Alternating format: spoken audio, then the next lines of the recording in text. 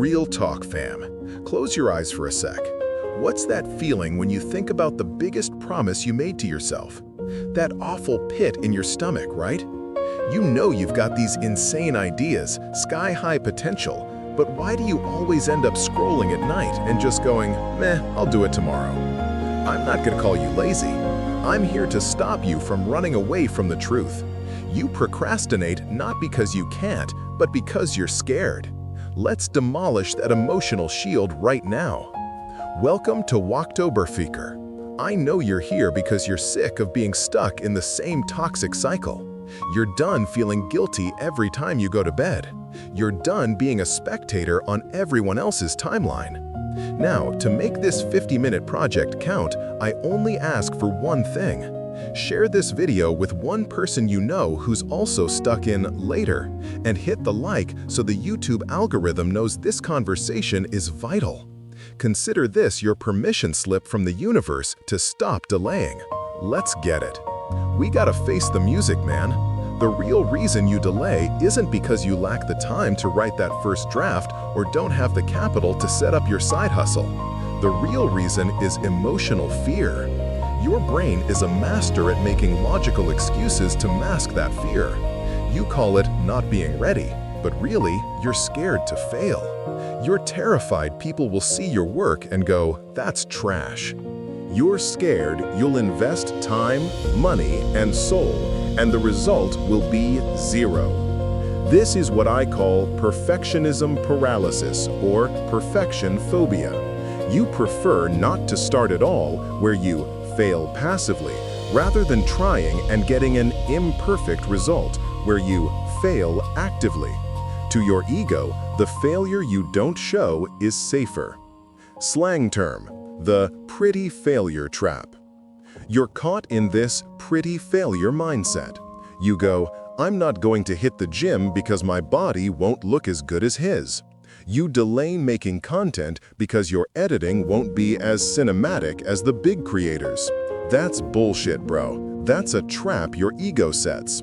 You're consciously choosing to fail pretty, where you can say, I got nothing because I never tried, rather than being brave enough to be ugly at the start, to be cringe, to be awkward. Practical example and action. I had a friend who wanted to build software. He delayed it for 2 years. His excuse? He was waiting until he mastered 3 new programming languages. Logical? Sure, but the result was 0. Meanwhile, someone else used simple tools they already had. Their product was buggy and imperfect, but they launched. They got feedback, they fixed problems, they learned. And 2 years later, while my friend was still studying, that person was already getting paid. Readiness isn't a prerequisite for starting. Readiness is a reward for trying. Readiness is created within the process, not outside the gate. You just need the courage to be crappy today.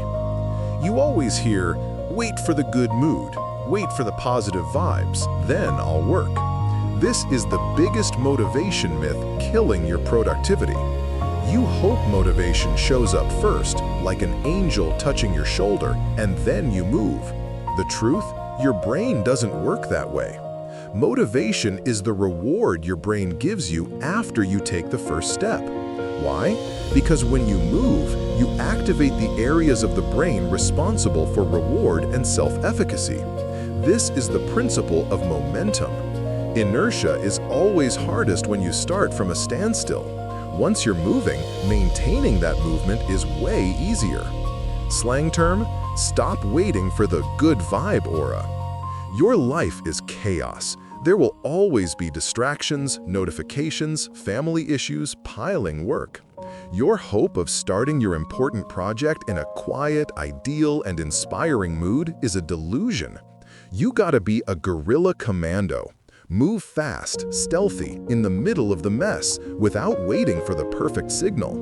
If you wait for the good vibe aura to show up, you'll be waiting until the apocalypse.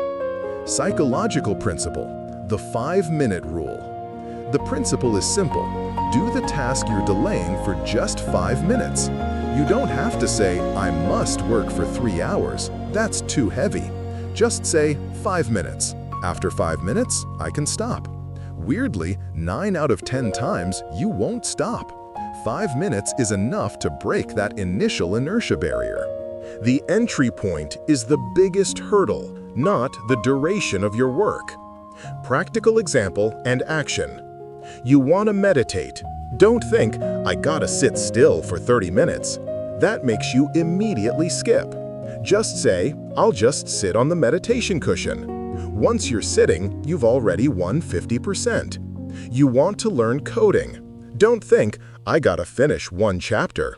Just say, I'll just open the file and type one line of code. This forced small action is what triggers your mood and your flow. Small action creates evidence. Evidence creates motivation. One of the main reasons you're overwhelmed and delaying is because you see your task as a giant monster. You see the 100-page thesis, not one paragraph. You see the million-dollar business, not one email to a supplier. When you see a monster, your natural response is to run. Stoic philosophy teaches us to focus on what is under our absolute control. You can't control whether your investment will profit, but you can control whether you will read one page of the investment book today. You have to break that big monster down into units so stupid to refuse. Slang term, minimal viable action. I call this the minimal viable action. MVA is the first step so tiny and negligible that you have no logical reason to reject it. This isn't goal setting. This is trajectory setting. You don't need a 180-degree leap, you only need to shift your ship 1 degree today. And a consistent 1 degree for a year will take you to a completely different island. The power of small wins. Every time you complete one MVA, your brain registers it as a small win. This small win releases dopamine and builds authentic self-confidence, not self-esteem based on praise, but based on evidence of real action. This self-confidence is anti-fragile. It won't easily break, even when you face a big failure, because you know you can always return to your next MVA. Practical example and action. Your task is healing from a toxic relationship. Your MVA is not break up completely and move on. Your MVA is block their number for 1 hour today. Tomorrow, extend it to 24 hours. Your task is learning a new language. Your MVA is not memorize 50 verbs. Your MVA is open the app and listen to the first 5 minutes of the lesson. You don't need courage to start an MVA. You only need compliance. And compliance is the beginning of true discipline. So here we are, man. You know the secret now. Procrastination is not a character flaw. It's an emotional habit you learned to protect yourself from the pain of imperfection. Now we gotta change that narrative. Logic versus emotion. You won't beat procrastination just by being hyped. You have to use cold logic. When you feel yourself delaying, you already have 3 pillars to ask yourself. What am I really avoiding? Fear of failure? Okay, I accept it, but I'm going to start ugly. Pillar 1. Am I waiting for a mood? Okay, I know that's a myth. I'm going to use the 5-minute rule and action first. Pillar 3. Does this task feel too big? Okay, I'm going to break it down into a minimal viable action. The real comfort zone. Most of us look for the comfort zone, a place where we don't have to try. But your true comfort zone should be in your ability to take action, regardless of your feelings.